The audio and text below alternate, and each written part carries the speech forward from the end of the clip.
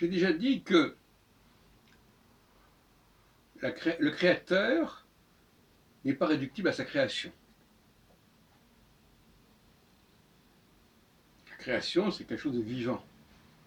Le produit de la création, le fait de figer quelque chose qui est créé, c'est autre chose, c'est mort.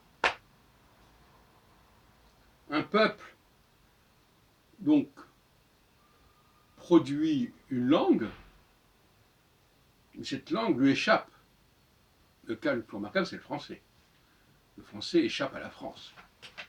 Il est présent partout, dans toutes sortes de langues, donc c'est un outil qui échappe à la France, mais comme tout outil, échappe à son créateur.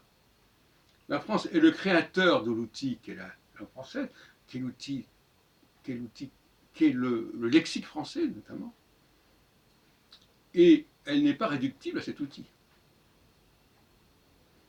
Car ce serait dommage, parce que c'est comme le judaïsme n'est pas réductible à la Bible. Parce que ça, c'est mort. Il faut revenir à la source. Il faut éviter d'être prisonnier de ses propres créations. Et de se définir par ses propres créations. Effectivement, ces créations sont des fruits de ce que nous sommes, de ce qu'est un peuple, ou une élite, peu importe. Mais la source, elle continue à vivre, elle continue à produire, elle continue à créer. Et donc, la source, elle est toujours au-delà de sa création. Et le paradoxe, c'est qu'elle est au-delà de ce qui lui est attribué. Mais même un compositeur n'a pas l'intention d'être réduit à sa propre production, à sa propre création. Parce que ça voudrait dire qu'il est mort. Il doit toujours être dans la projection vers le futur.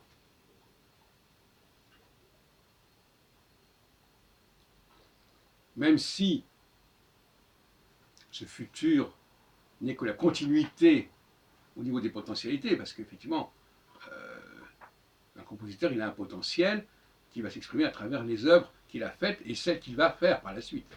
Il y a évidemment quelque chose qui se poursuit, qui se perpétue.